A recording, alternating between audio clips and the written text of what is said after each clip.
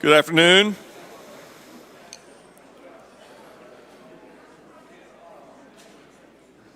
It's my pleasure to welcome you to the House Chamber for the State of Judiciary Address. Before we begin, I'd like to recognize some of our honored guests with us this afternoon. First of all, up front, please welcome Governor Eric Holcomb.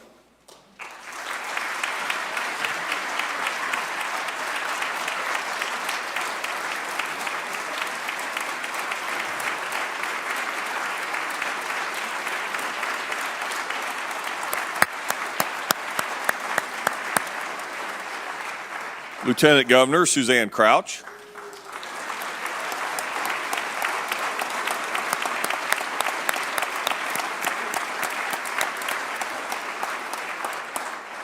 Senate leaders, President Pro Tem Roderick Bray.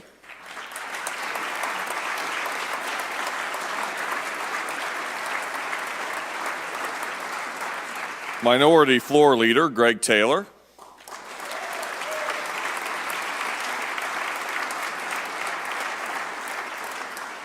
House Minority Leader Phil Giaquina.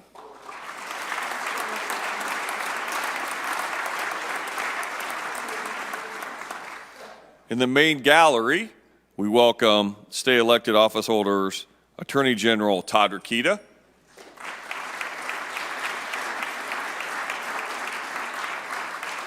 Secretary of State Holly Sullivan,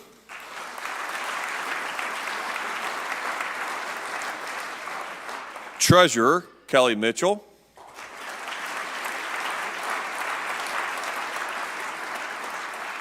and Auditor Tara Klutz.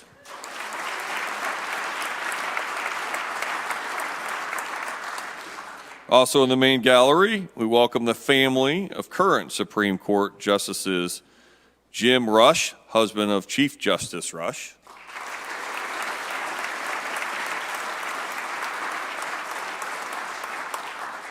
and Helene Bishop, sister of Chief Justice Rush.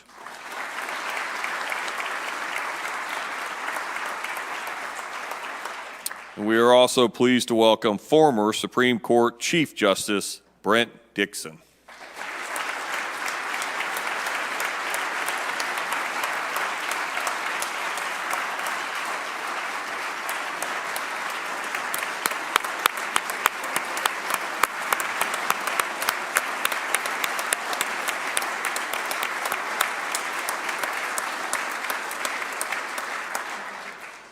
We will now take our awkward 2-minute pause before we introduce the Chief Justice. So stay in your seats for just 2 minutes.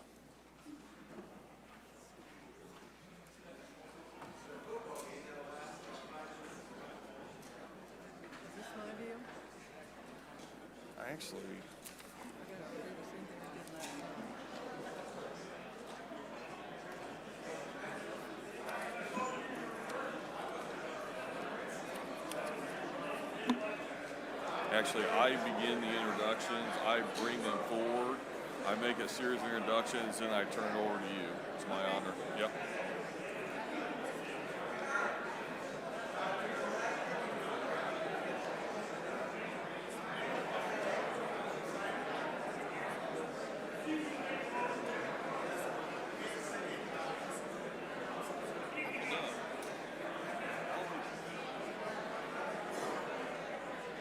Maybe she is. Yes, she is. Yeah, she is. She is.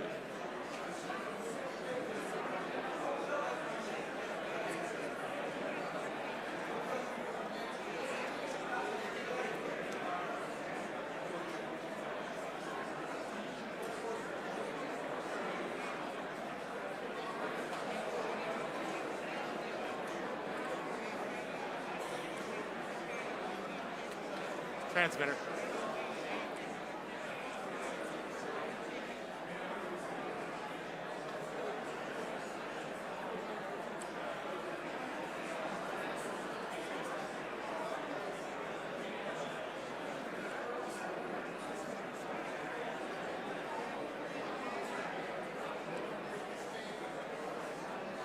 Hey, man.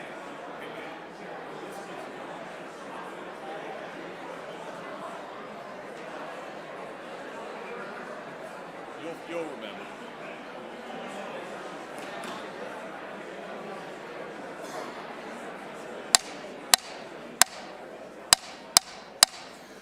At this time, we welcome the Chief Justice, the legislative escorts, and all appellate and trial court judges.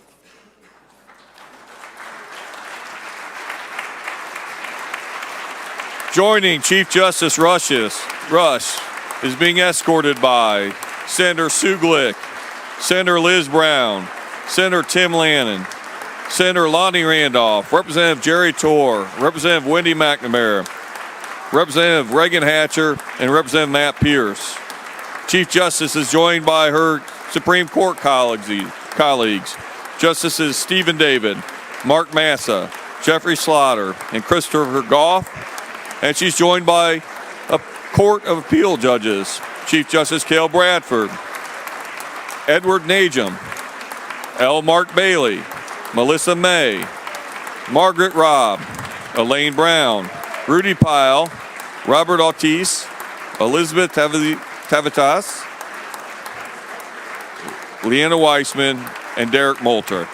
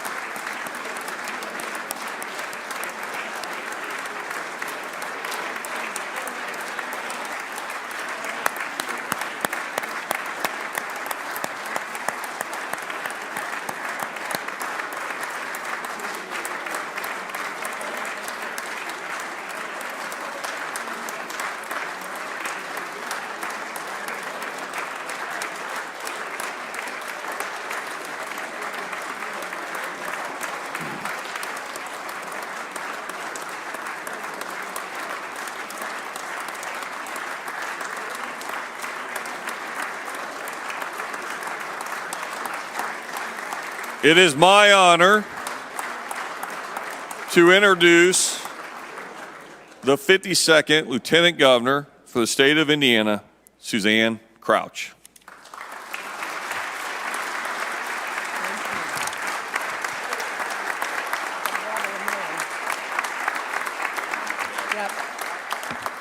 Members of the Joint Assembly, pursuant to Section 3 of Article 7 of the Constitution of the State of Indiana, this joint session of the two houses of the Indiana General Assembly is now convened for the purpose of hearing a message from the Chief Justice of Indiana.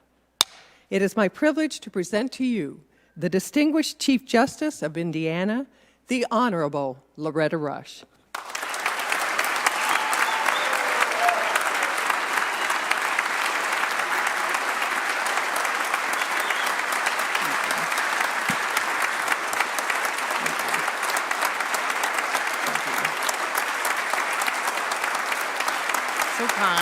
So kind.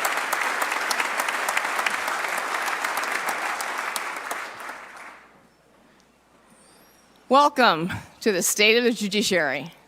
Governor Holcomb, Lieutenant Governor Crouch, President Pro Tem Bray,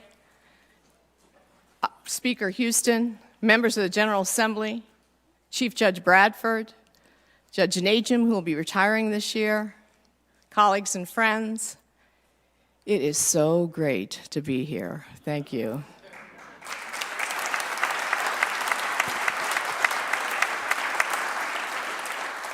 It's always a privilege to address you in this magnificent chamber.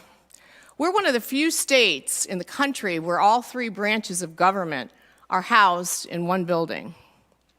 While each of our branches has independent obligations, our proximity to each other cultivates opportunities to work together for the benefit of so many Hoosiers. Thank you for being together with us.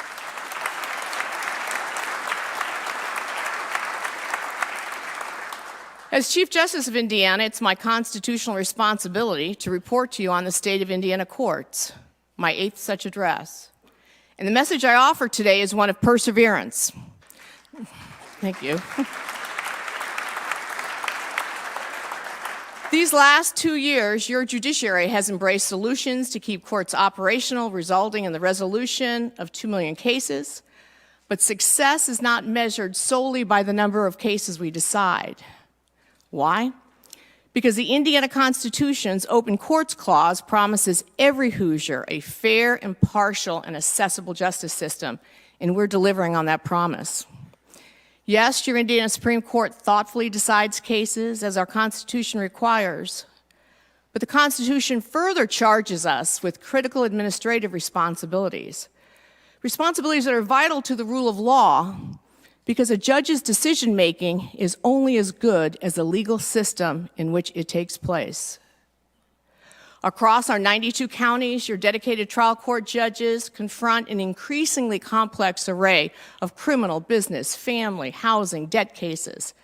In many ways, courts have become the government emergency room for society's worst afflictions: substance abuse, mental health, domestic violence, homelessness. The challenges brought to courtrooms each day are the same challenges facing your constituents. And like you, we are determined to find solutions. We share in the governor's stated desire to uphold Indiana's reputation as a place Hoosiers want to live, work, play, study, and stay. Thank you, Governor Holcomb.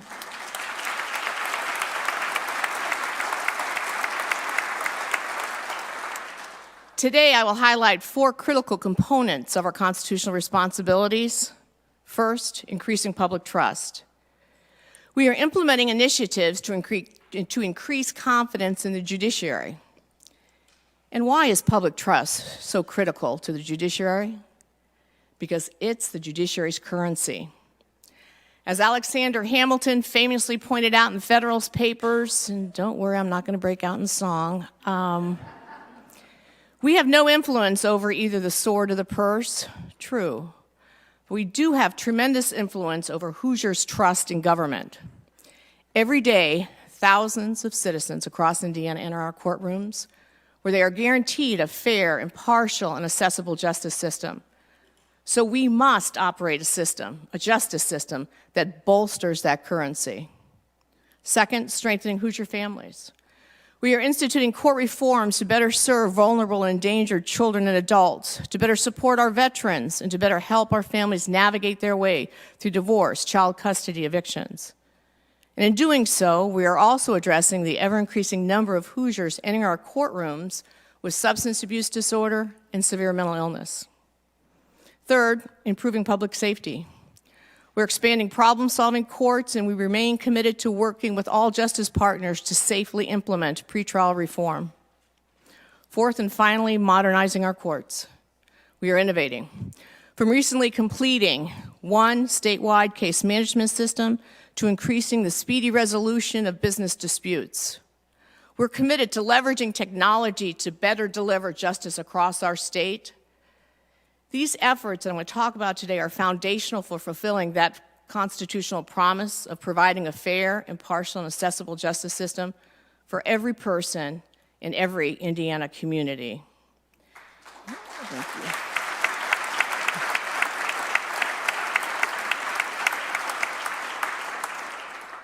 When we're all in this room together, it's apparent we have a tremendous connection, a bond we share because we chose public service.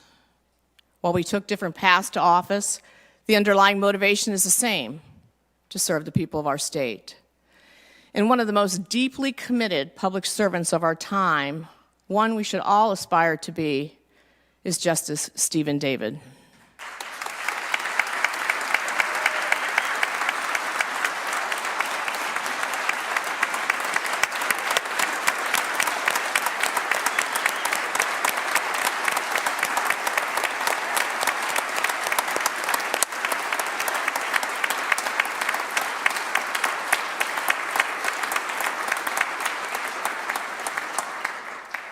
Justice David will step down from the bench this year after nearly 30 years as a judicial branch leader and the longest serving justice currently on our court.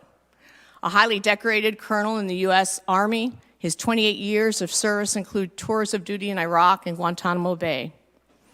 As a tireless champion of justice, he has selflessly led so many of the court reforms that I'm going to speak with you about today. But you know what? Since Justice Davis has led so many of these initiatives, let's see if we can hear from him. Justice David, would you mind coming up here and briefly updating these fine people?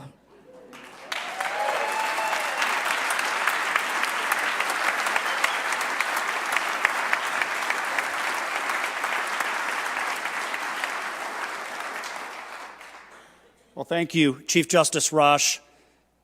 You and I have served together for over 20 years.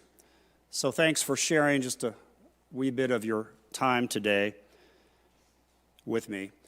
You know, for a 9-generation plus Hoosier who grew up in Little Ogleville, Indiana, this is a tremendous honor and a pretty cool place to be up here.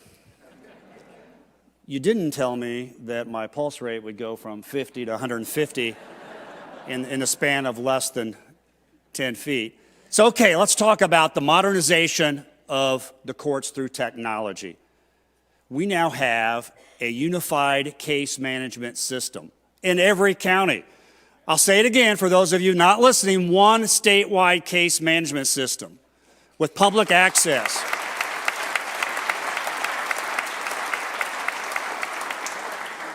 With public access, mycase.in.gov, with 34 million visits per year. We couldn't have done it without your support, your trust, your confidence.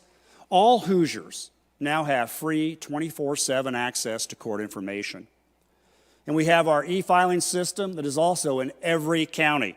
Every week, about 140,000 electronic filings move through the system, paperless, saving millions of dollars for all users, including government agencies. By supporting us in this journey, we are a more responsive and transparent judiciary. And thank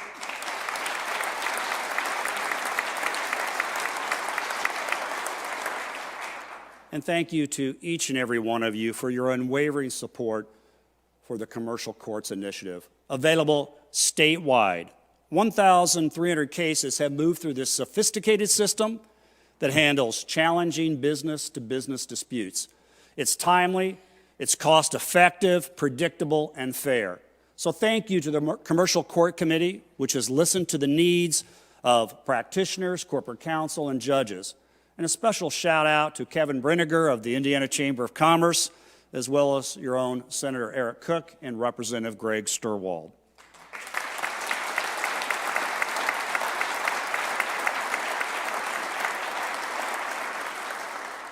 And I hope I'm not telling you anything you don't already know. Indiana is a national leader in specialized courts, often called problem-solving courts. They focus on accountability, but also treatment. Accountability and treatment are not mutually exclusive. Together, they are mutually successful. We have 118 of these specialized dockets statewide and 21 more in the planning process, thanks to you. They include drug, family recovery, domestic violence, mental health, and veterans treatment courts. It has been my honor to witness hundreds of people graduate from these extraordinary programs. They are incredibly time-consuming local initiatives. But as a veteran, the son of a veteran, the grandson of a veteran, the father of a veteran, the brother-in-law of a veteran, and the son-in-law of a veteran, and the husband of a Navy officer who's been recalled to active duty for an extended period of time, on behalf of every man and woman who's ever served, everyone who is serving, and everyone who will serve, I am truly grateful for your support for these profoundly impactful, life-changing, indeed life-saving programs. Thank you.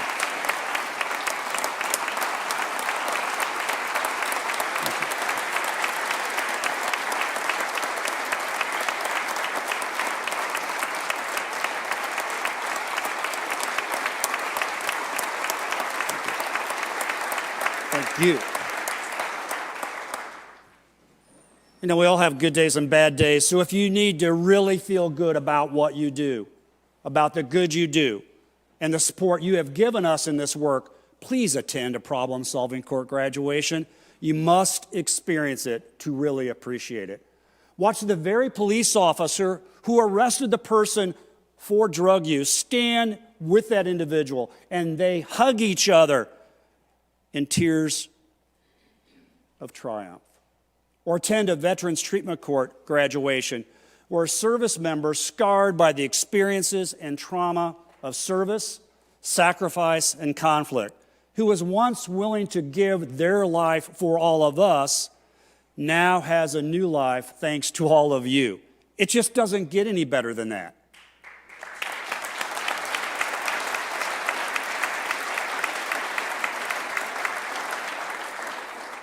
And let's talk about public safety, which includes pretrial and criminal justice reform. They allow us to enhance public trust and safeguard constitutional rights. We are working with you, our friends at IPAC, Public Defender's Office, law enforcement, and other stakeholders to build a more constitutionally transparent system to protect due process and equal protection rights while maintaining public safety. We envision transformative, lasting changes where we are not holding low-risk people in county jails. We have 12 counties now certified as pretrial services agencies led by the courts, and 30 more in the planning stages. Our goal is simple: to make sure that before trial, the right people are in jail for the right reasons. Nothing more complicated than that. And what about increasing public trust, as the Chief Justice referenced? I wear this wristband 24/7. It says the rule of law always. It's the rule of law and the respect for it that separates us from most of the rest of the world. It makes us the envy of most of the world and, quite frankly, the enemy of some of it. It is precious. It requires constant care and attention. It takes commitment and work from all of us to ensure that sacred phrase, and justice for all. We have launched the Commission on Equity and Access. Don't be afraid of it. We're not. It's all about improving our systems. It's our way of doing a friendly audit of our own processes. And we aren't doing it alone. Thank you, legislators Travis Holman, Greg Taylor, Greg Sturwald, and Reagan Hatcher, along with my vice chairs, Norris Cunningham and Deborah Daniels. Will everyone who is serving on this commission or any of its 8 working groups please stand and accept our most grateful thank you.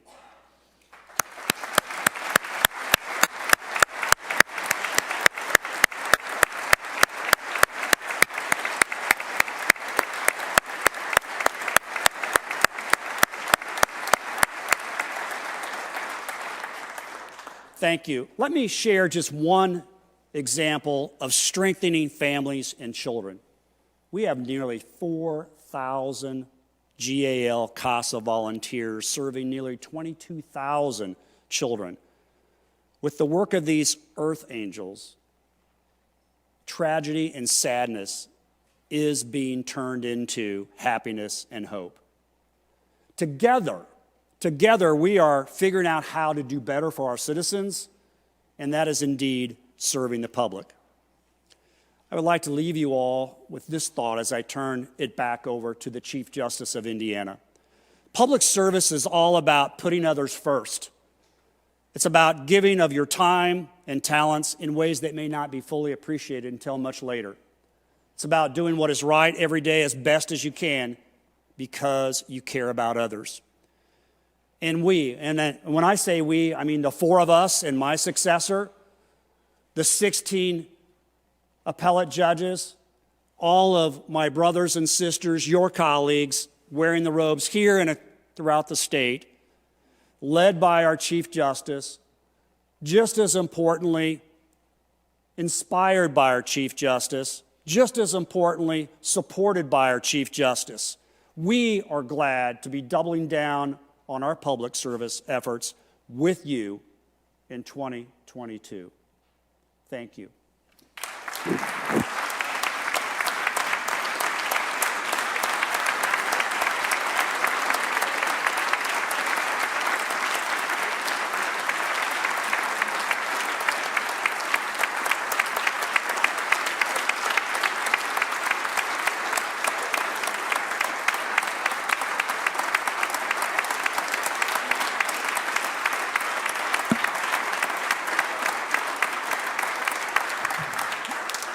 Thank you, Justice David. I concur, and I'm pretty sure we can get 3 more votes on that.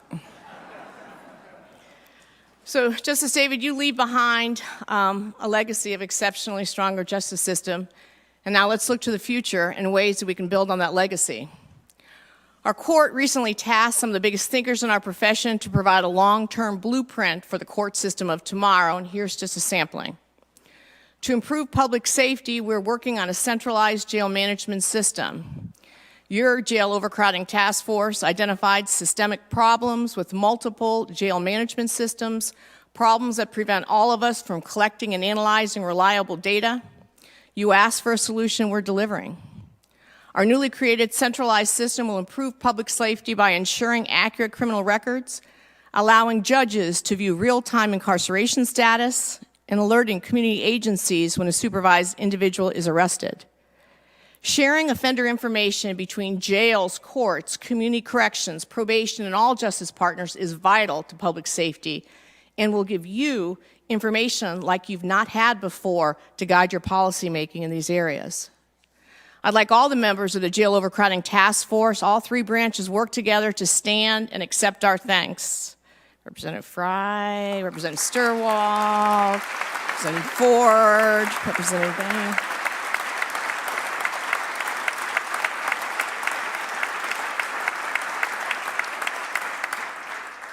Lots of work to be done still there, but thank you. Second, Indiana has some of the highest eviction rates in the country. To find solutions, we are devoting key resources to help landlords and tenants, including piloting a housing court.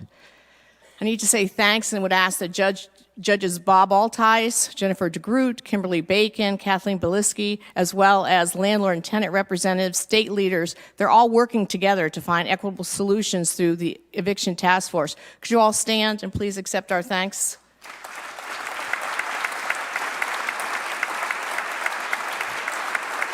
Thank you all. Third, with over 100,000 divorce and paternity cases pending in our courts, we know that Hoosier families are facing an incredibly tough time, both emotionally and economically. The sooner they go to court and resolve differences, the better. So we're implementing a Pathways program that will tailor the court's experience to a family's needs, creating efficiencies in time, scale, and structure. Thank you, Judge Elizabeth Tavitas and the members of your Family Law Task Force. Could you stand? Thank you. That's some of the. Fourth and finally, we are leveraging smartphones and online access. We already text message, hearing reminders, scheduling, and confirming deadlines. Now we're piloting a mobile check-in program, and soon some people may not need to come to court at all. A new online platform for online dispute resolution will allow court customers to resolve their disputes at no cost and on their own time. Looking to the future. For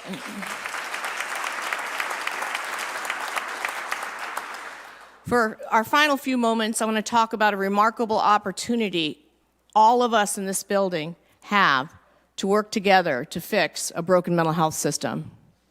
But if we're going to do it, we must do it together. Last month, I visited Tippecanoe County Circuit Court Judge Sean Pearson and heard a familiar story. His court is overwhelmed with serious mental health issues. Here's just a sampling of what he told me. Involuntary mental health commitments have tripled in the last few years. And after being found too mentally ill to stand trial, people are waiting in jail twice as long for placements in a state hospital. This tremendous increase in both cases and delays is not limited to one county. It's occurring statewide. But we first need to understand how we got here. 2 generations ago, the federal government deinstitutionalized our nation's mental health delivery system. And as psychiatric hospitals across the county shuttered their doors, primary responsibility for the care, treatment, and supervision of those with serious mental illness largely fell to local communities, police, jails, and courts. And today, mental illness permeates nearly every type of case that comes before our judges. In fact, the criminal justice system is now a primary referral source to get a person to obtain mental health treatment. I asked Hendricks County Sheriff and recent president of the Indiana Sheriff's Association, Brett Clark, here today, and this is his quote. "The single greatest challenge facing Indiana sheriffs is dealing with serious mental illness in jails." Senator Mike Young and Representative Wendy McNamara recently echoed that same sentiment. And to their point, 80% of our current jail populations have mental illness, substance abuse, or co-occurring disorders. Serious mental illness is 4 to 5 times more prevalent in jail than the general population. Police officers are not social workers, and jails are not treatment centers. And when we ask them to be, we compromise their core function of preserving public safety, which in turn puts everyone at risk.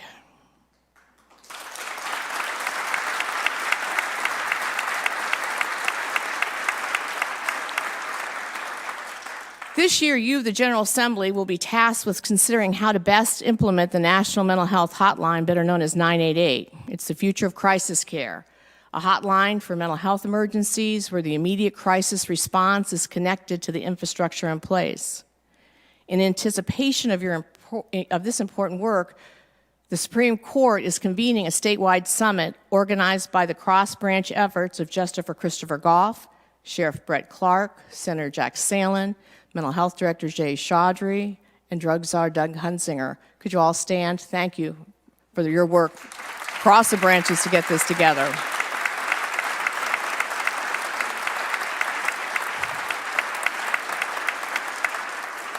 Teams from all 92 counties with members of their local JRACs you created will collaborate with each other and state-level partners to start developing responsible, cost-effective solutions. Please plan on joining your community's team at the October 21st summit. Consider this an invitation. So to conclude, at the beginning of the address, I told you that today's message is one of perseverance. At a meeting last month with dozens of your trial court judges, I was inspired by what I heard. Judge after judge after judge from counties across the state reported their resolve to hear difficult cases and to handle their dockets fairly and efficiently. And they complimented Hoosiers for wholeheartedly showing up and fulfilling their jury duty obligation. Jackson County Judge Amy Marie Travis, for example, recalled asking jurors after a recent trial, what can the court do to improve their jury experience? You know what they said? They unanimously reported to her they wanted to come back and serve on another jury. How inspiring is that, stepping up to do their responsibility in our republic? We need to give thanks to our jurors, but also our clerks, probation officers, staff, attorneys, justice partners, and all our trial court judges, many of whom are here today. We have a spirit of resilience that is allowing us to fulfill our constitutional promises. And I know you agree with me, a tenacious spirit runs deep in this state. We are proud to stand in service with all of you for all our fellow Hoosiers. Thank you, and may God continue to bless our great state. Thank you very much.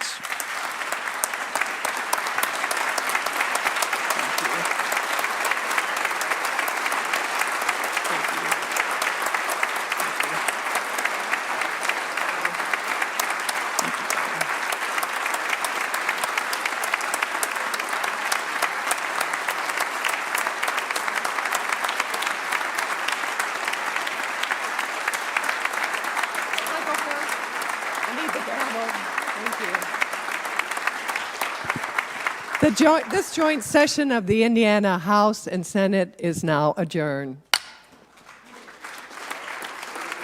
Representative Lehman for a motion. And a second. There's a motion and a second. All those in favor say aye. Aye. All those opposed, no. The motion is adopted. We are adjourned.